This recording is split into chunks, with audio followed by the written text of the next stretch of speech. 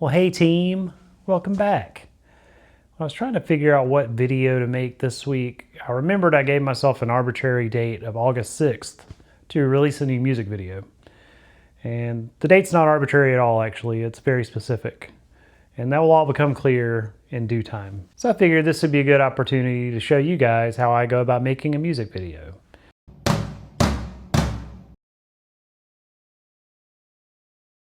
I really have two distinct formats of music video that I make.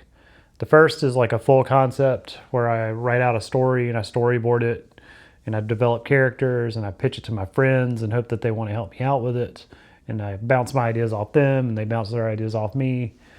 And we make costumes and we go out and we, with our cameras and our phones, and we just shoot the thing raw and dirty.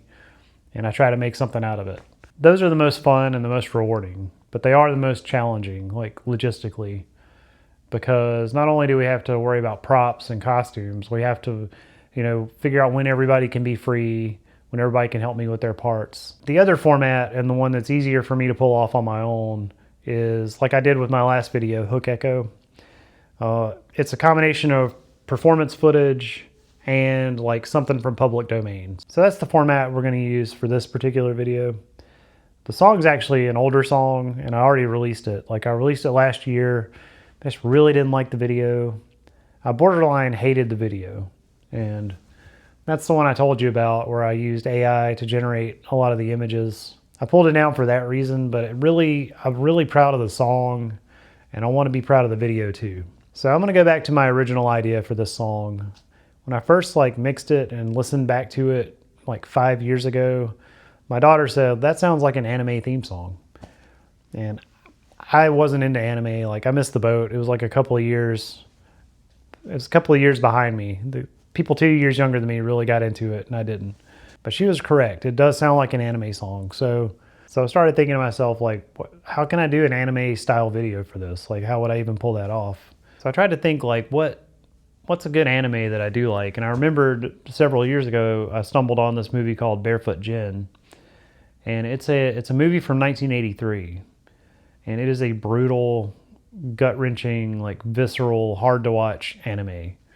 And it was written by a guy who survived the bombings of Hiroshima and Nagasaki. So that's what that movie's about, and that's what this song is about. And wouldn't you know it, Barefoot Gen is available on archive.org. It is public domain. I'm not only able to use it legally, but I'm able to honor like some really amazing storytelling and some amazing art.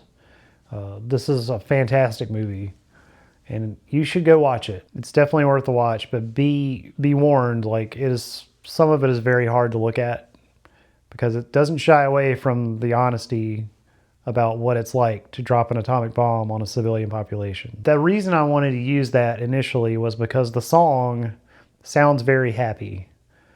Like it's got some like sad, diminished stuff going on in it. But overall it has kind of a peppy, upbeat type, anime intro feel. And I like to contrast that with something very, very sad and something very serious. And that's why I called the song Feel Good Song of the Summer, because it's kind of another contrast. It's like a happy song with a happy title and like a very, very brutal video. With that said, let's get started. So to tie all this in together with the other content I've been making, after subjecting myself to hours and hours of AI music and AI Facebook group comment sections, I've noticed more than a handful of times in these comment sections, which are bloodbath, by the way. Like the AI people are getting ratioed so hard, and you love to see it. So these real musicians, rightfully outraged at the AI music bros, don't have a second thought about using AI to make their music video. And as a videographer, that rubs me the wrong way, obviously, because the things you're saying about the music people, it's the same thing you're doing. Videography is a skill and an art, just like making music is. And every time you use AI to skip a few steps, you're doing the same thing that you hate those people for. So, and there's always the justifications like, oh, you've got to have all this specialized knowledge and all this experience and all this expensive equipment to make your own video. And that's, first of all, that's not true. And I'm going to show you that right now. And second of all, that's the same justification that the music people are making. So if it's not good enough for you when they say it, it's not going to be good enough for me when you say it. So complaint number one, you have to have a bunch of expensive equipment to do this. You do not. And to prove it, we're going to put let's say right here, we're going to put a cost counter up. So anytime I have to spend money to make this video, we'll add the dollar amount here, and we'll tally it all up at the end of the episode and see how it goes. So let's get started. I'm not going to go into great detail about this. I'm just going to show you kind of like what I'm using. So this is DaVinci Resolve. This is my editing suite of choice, and it is completely free. I have used this for years. They've never asked me for money. There are a few things that are hidden behind a paywall, like certain video transitions and filters and stuff, but like I've never really needed those. And the day that I do, I'm more than willing to upgrade to the pro version because I really enjoy this software so much. And I've been using it for years and I love it. It's totally free. It didn't require me to buy anything. All this requires is your curiosity and a will to learn how to do it. And if you have that, it's not hard. Anybody could do this. It is not hard at all. Full disclosure, I did go to school for broadcasting and I did learn how to edit in college. But that was 20 years ago and I was editing on tape. Okay, so the principles are there, but I learned all this on my own just by like wanting to know how to do it and finding YouTube tutorials about it. And you can do the same thing. So I'm not going to get too deep into it, but this is how pretty much any editing software is going to work. You can change your layout however you want to. You can have a preview screen and a timeline screen up here. I think you can even have 3 screens, but I like to use one screen just because it's easy enough to switch back and forth. So I don't have to have them both up. I like to have a bigger screen so I like to be able to really find details in the image. So I usually use one screen. I like to have my files completely organized ahead of time. That saves me a lot of headache later on because, and this is with any editing software, if you try to organize and move your stuff after you've made a video project, when you open that project again, your video files are going to be unsynced because you've moved the destination that it was pulling from. So always organize before you import your stuff. So this is really easy. What else am I going to need? I'm going to need the movie. Where did I put the movie? And this is Barefoot Jen. This is the movie I downloaded from archive.org. It is public domain, and I'm going to get to use it. I'm pretty excited about it. So here's where I'll do some more organization. Like for some of the documentary stuff I do, like the sellouts and whatnot, there'll be different folders for different days and different parts of the event. And we've got 2 different bands. So like I'll have a lot more bins. They're basically file folders, but they call them bins. So to do that, I would just go to new bin. It's going to get more complicated when I start shooting the performance footage tomorrow. I have some ideas for that. 2 different ideas. I'm going to have to shoot all of it to see what works. But so really outside of this folder, I'm going to have the stuff I'm shooting right now and the music. And this bin that I'm creating is going to be performance footage. I'm saying perf.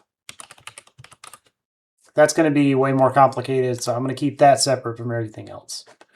And that's pretty much it. Look how fat I am. I'm definitely going to... I'm losing weight, guys. I'm doing my best, but look how fat. The palindrome shirt is in 3D. But yeah, I'm good. Let's just say these are your in and out markers over here. So I'm going to say that's my end point. And that's my out point. And when I drag it, when I click and drag, that's what it's gonna pull down. It's gonna pull down the marks that I just made. And that's how easy it is. You can go through and just find your videos you want, and you can just drop them in the timeline, and you can put them together however you want. You can use whatever transitions you want. There are tons of like tons of great transitions that are free. You can use them.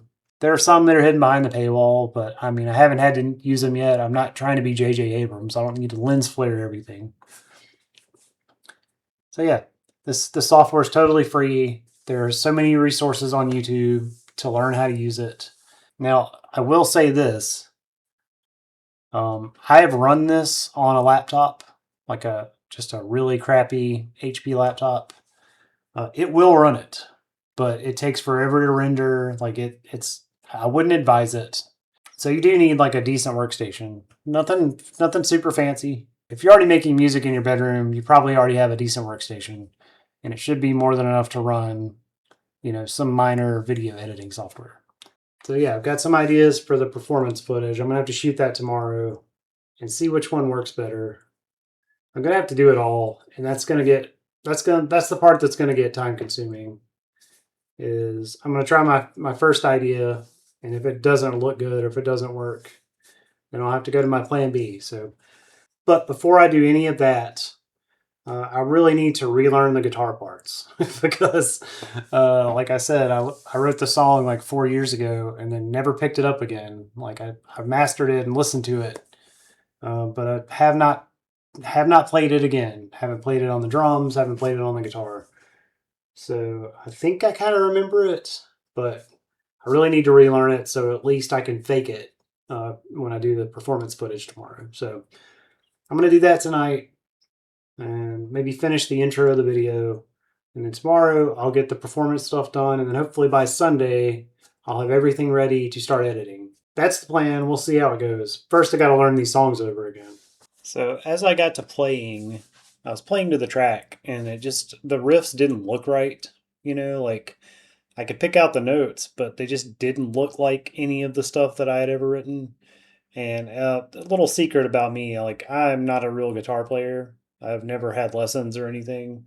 So I learned by ear, but I also remember by sight. Like I remember the fretboard and where my fingers were when I made a particular riff up. And like these just were not looking right. And I was just like, man, these do not look like my riffs. So after a little bit, I realized that I guess when I recorded, my guitar was in E flat. I've never intentionally tuned any of my guitars to E flat. It's usually E standard or D standard or drop D or drop C. So what probably happened when I was recording this 4 years ago, it was like I was so excited about what I was coming up with that I didn't bother going to the tuner. I just tuned the guitar to itself. So the first string I used was in E flat, then the rest of the strings are going to be flat. So once I figured that out and I retuned to E flat, started playing again, and the riffs started to look a lot more familiar. And I really felt like an idiot. But I blame that on my guitar lesson budget.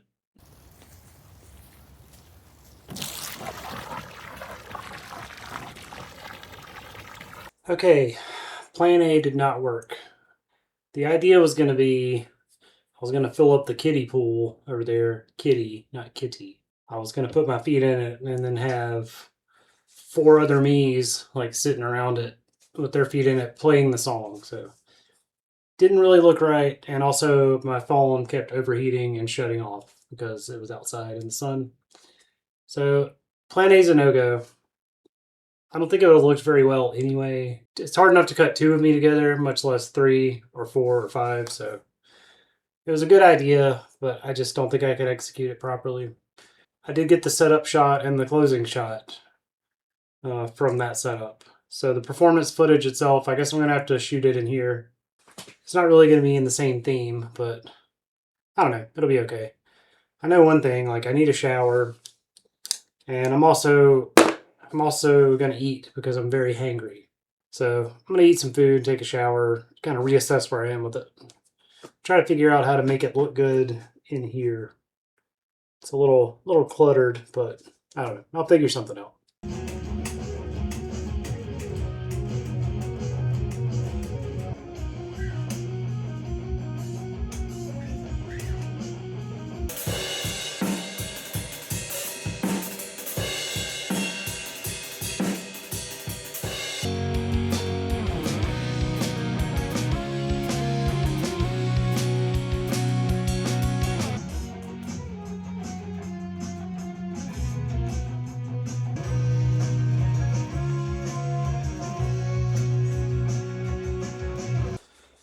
All right, well, I think I got all the performance footage done.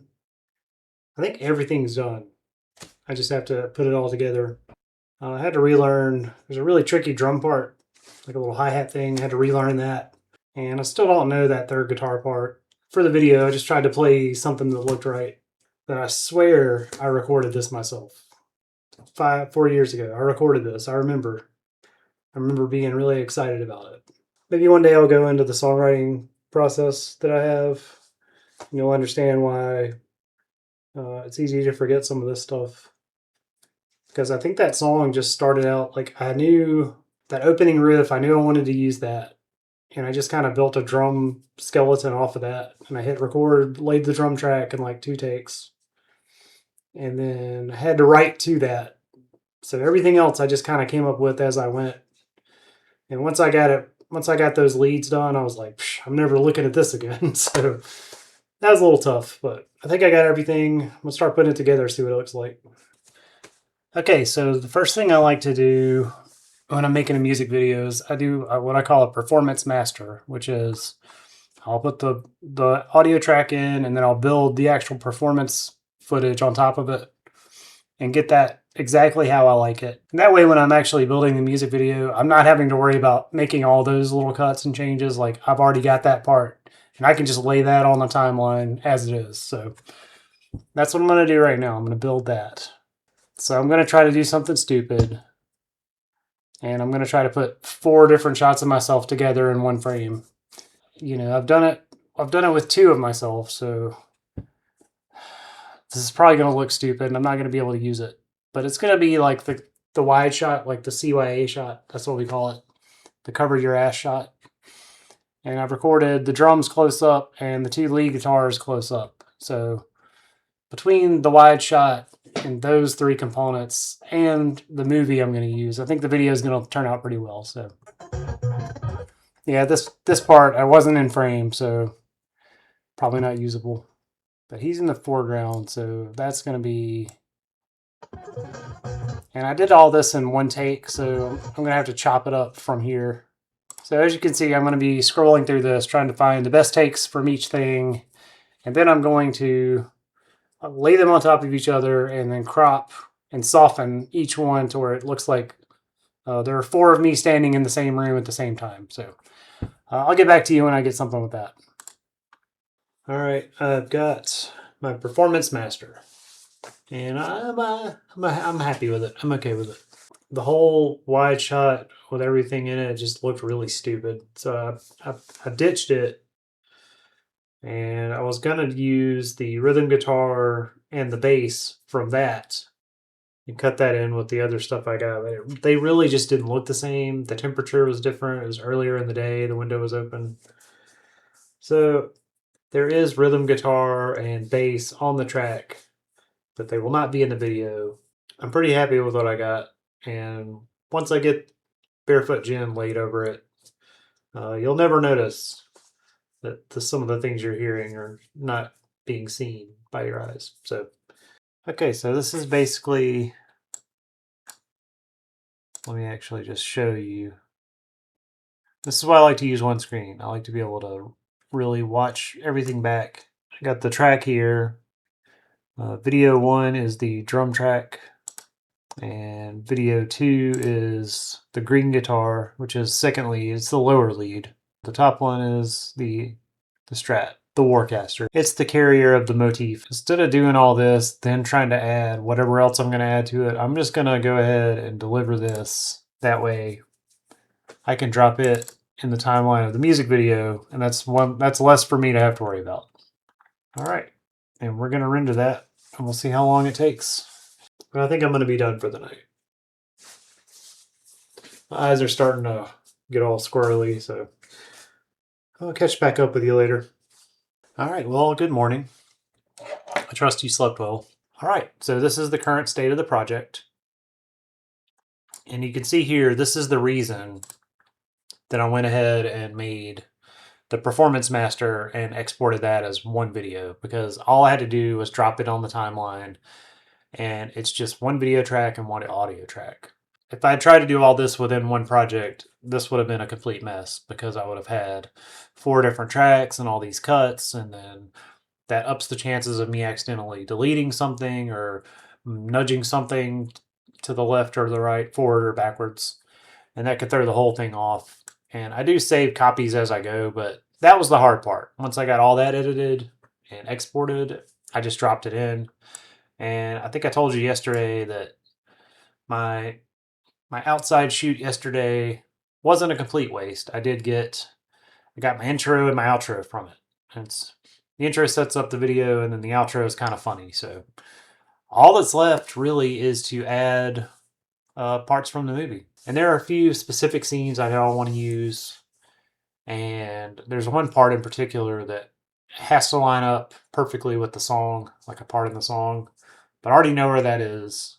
So I'm probably just going to go through the movie now and find the parts I want to use. And I may make another bin to put those parts in, but I may just drop them on as I go. I don't know.